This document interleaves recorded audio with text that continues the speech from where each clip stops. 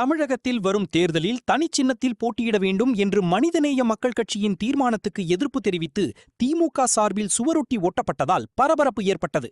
தமிழக சட்டப்பேரவை தேர்தலில் நாகப்பட்டினம் தொகுதியில் திமுக கூட்டணி சார்பில் மனிதநேய மக்கள் கட்சியின் தலைவர் MH ஜவாஹிருல்லா உதயசூரியன் சின்னத்தில் போட்டியிட்டு வெற்றி பெற்றார்.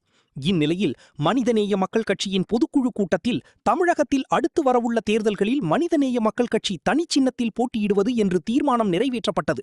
இதற்கு நாகை திமுக சார்பில் எதிர்ப்பு தெரிவிக்கப்பட்டு சுவரொட்டிகள் ஒட்டப்பட்டுள்ளன. இதில் திமுக நிர்வாகி பெயரில் ஒட்டப்பட்டுள்ள சுவரொட்டியில் நாகை சட்டப்பேரவை உறுப்பினர் MH ஜவாஹிருல்லாவுக்கு வேண்டுகோள்: தனிச்சின்னத்தில் போட்டியிடுவதை வரவேற்கிறோம். அதே நேரத்தில் உதயசூரியன் சின்னத்தில் போட்டியிட்டு வெற்றி பெற்ற சட்டப்பேரவை உறுப்பினர் பதவியை ராஜினாமா செய்துவிட்டு உங்கள் விருப்பப்படி இதே தொகுதியில் தனிச்சின்னத்தில் போட்டியிடுமாறு வேண்டுகிறோம் என்று அச்சிடப்பட்டுள்ளது. இந்த சுவரொட்டி நாகை நகர், பேருந்து நிலையம், நாகூர் உள்ளிட்ட பல்வேறு பகுதிகளில் ஒட்டப்பட்டுள்ளதால் பரபரப்பு ஏற்பட்டுள்ளது.